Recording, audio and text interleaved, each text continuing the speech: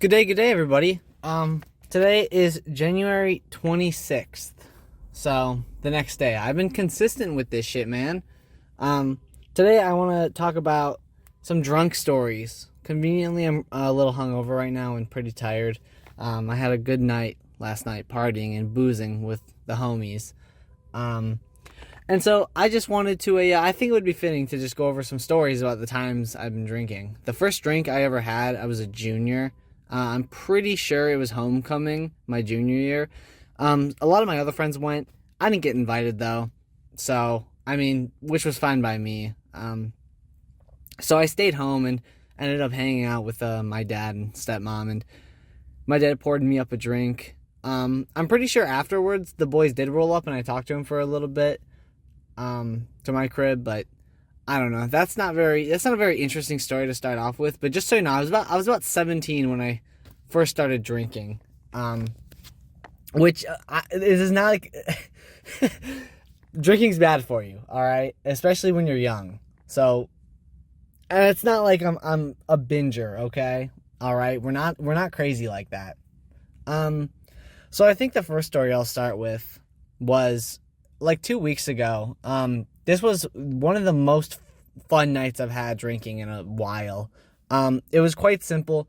Me and my brother had the day off, so we decided to spend the night drinking. My brother's on a night schedule, like he works the night shift, so I low-key waited till like midnight until he was ready to drink.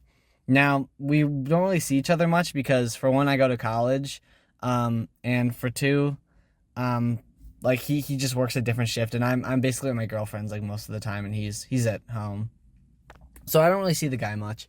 But we decided to booze up tonight. He busted out some good old Evan Williams and some Coke, and we just started mixing drinks, and that's when the night started at about midnight. But it was insanely fun, dude. We like got down. We went on a weird YouTube rabbit hole. We were watching old PBS shows. It's like a PBS Kids show. Just an old one. That's kind of how it started off. We were like showing each other memes, and such. My brother pulled out his notebook. He dabbles in drawing, and he just kind of showed me a bunch of his drawings. And I've seen a handful of them before, but there were some new ones. And my brother isn't particularly like great at art, but he has practiced a lot, and he's definitely developed a pretty unique and interesting style. I do love to see it. So we're a couple drinks in, and my brother has a couple games on Scratch. If you don't know, Scratch is just like a programming site. It's just you drag the blocks. It's block-based code. So back in high school, he made a couple of games, and one game he made was really good. When we had class together in high school, when we would like hang out together, and we would play the game that he made. It was really fun. It's just like a 2-player like battle simulator. You just knock each other off the platform. There's like power-ups that drop. We played the fuck out of that for like multiple hours, dude. It was great. We joked around. At one point we did get into a pretty deep philosophical conversation, which we weren't really disagreeing on anything. We were just talking. And it was pretty cool. Like, we ended up staying up until 11 a.m., roughly. I think I went to bed around noon or 11, very tired. Because I stayed up, I'm not used to pulling all-nighters. But we just went crazy, dude. Me and my brother, we were just boozing, laughing, drinking. We played Pikmin 2. We have like a rig set up for 2-player. That game is fire. And so one of the most notable parts of this night was towards the end. It was like 8 a.m. All right, the sun had risen by now, and we're both super hammered. My brother pulled out a pack of Newports, dude, and we're like, "Holy shit, let's go smoke a Newport." So we go outside in the very cold, and we spark up a Newport. And it's important to note that it's the morning, and it's garbage day, and it's a weekday. So school's in session, people are driving to work, and the garbage truck is out. So here my brother and I are walking down the street in the freezing cold, stumbling around, passing a Newport, back and forth to each other. And we dropped it a couple times too. uh, and like, dude, my brother died after he hit the Newport. Like he had to sit down. He almost threw up, dude. We had to get him a bucket. So that was fun. All right, the second story happened at my buddy. We're gonna call him Sal. Sal's a very prominent figure. He'll pop up in a lot of these stories, I bet. So we're gonna call him Sal. He's got a cabin, a few hours up, and it's basically in the middle of nowhere, like most cabins are. Notably about this cabin is that about half a mile to maybe like 3/4 of a mile down the road, there's a cemetery church, right? And growing up, we would go there and we would always visit the church. We'd always walk there late at night. And every time we would try to get into the church. And most times it failed. Although one year, a couple years back, I believe it was 3 years ago, we did successfully break into the church. We didn't break anything, but one of the doors was unlocked, and that led to like another door, but it had a lock from the inside. And I wedged like a really thin bar between the like the handle, and like where the piece, keeps it shut, if that makes sense. And I wedged it open and managed to open the door when it was still locked, and that's how we got in. So this time takes place. I have a 12-pack of Mike's Hard Lemonade that I snuck up with me to the cabin because his parents drove us. I was like 17 at this point, maybe. No, I think it was actually 18 or 19. Holy hell. I have no perception of time right now. Holy hell. But anyways, like not really old enough to where we can stay at the cabin alone. One time we did stay at the cabin alone and things kind of took a turn, we'll just say. But that's a story for later. So we pulled up to this church. All right. It's late at night. We got our 12-pack of Mike's and we break into the church. It's unlocked.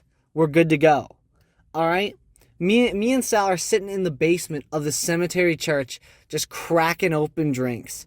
We had a third friend along who doesn't really drink. He's not really into that kind of thing. He was just along for the ride because he's a good friend and we like having him around. So of course he came with us. Now, once in a great while, a car would drive down this road and you could see the headlights pretty far out because it's in the middle of the country. There's not much light pollution. So you could tell when a car was coming. And whenever this happened, we always jumped into the bushes on the side of the road, to remain undercover. Now, as we were drinking these Mikes, getting hammered, we already explored beforehand. We explored the church and we had already cracked open a couple Mikes beforehand. We were drinking on the walk there, I believe. We pre-gamed a little bit. So the drinks are really starting to hit. And as we're sitting in this basement, I see like light, I see like a reflection of light. And so I'm like, okay, hold on, boys. I think I'm going to see if there's a car here. And we might have to lay low because we had our flashlights on. And of course you can see from the outside people pointing flashlights.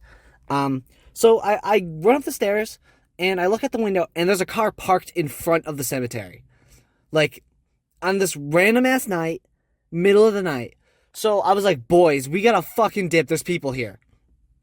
Because what we were doing obviously was not legal. The boys fucking dip, all right? And I had my bag full of alcohol, full of like all the stuff. And I grab it and the zipper completely like just goes down. The zipper just unzips. The backpack unzips and a bunch of alcohol cans spill out everywhere. I'm like, fuck. So my other two friends are long gone and I'm alone scraping up all the alcohol, all my shit that just spilled out of my bag. And I am booking it right after them. I go outside. And I don't really know where they are. The entrance that we took was towards the back of the church. So there was kind of it wasn't exactly a clear cut, but it was fenced off. So there was like a fence portion in the back that you could climb. It was a fairly tall fence too. But seeing as I don't know where the boys are, that was my only option. So I run, dude. I book it for the fence. And I scramble up the fence. And I'm looking around behind me. I don't really see anybody, but I know there's somebody that's walking around the cemetery somewhere, but I don't see them at that moment. I jump the fence, and this fence connects to another road going, farther down. And of course, there's woods left and right everywhere. So I just run straight into the woods, and I'm just like kind of panicking. And luckily, I do find the boys. They also conveniently ran in the same direction that I did, and we're all just like freaking out. We're making a ton of noise, and then another car with bright ass LEDs. It was a bright ass truck, dude. Starts speeding down this road, and like they light us up, and we're just like we just scream, dude. We're freaking out. We just run deep into the woods. We just book it into the woods, and of course this car drives right past us because it has no business, stopping. It's just he just thinks we're a bunch of kids probably fucking around, which we were. And so we ran deep into the woods and we take cover. And yeah, I'm running out of time, so I gotta go. But what ended up happening was we regroup, we calm ourselves. Sal realizes that he lost his keys, that he left his keys in the church, so we gotta go back. The ultimate conclusion of the story is that the person who pulled up was actually Sal's older brother, who also went on the trip with us, and we didn't text him back, so he was just wondering where we are. He drove it to the church to check on us, so we weren't actually in any real danger. But that gave us all quite a scare and quite the adrenaline rush. We will go back into the basement. We grabbed the keys. Turns out there's a couple cans of mics that I did not collect when my backpack spilled. That kind of rolled around, and I didn't find because pitch black. But this was a good story. It was a good time getting drunk and getting pretty scared. It was a really fun time. So that's all I got for now. I'll talk about this more later. Talk about more drunk stories. Thanks for listening. Bye, guys.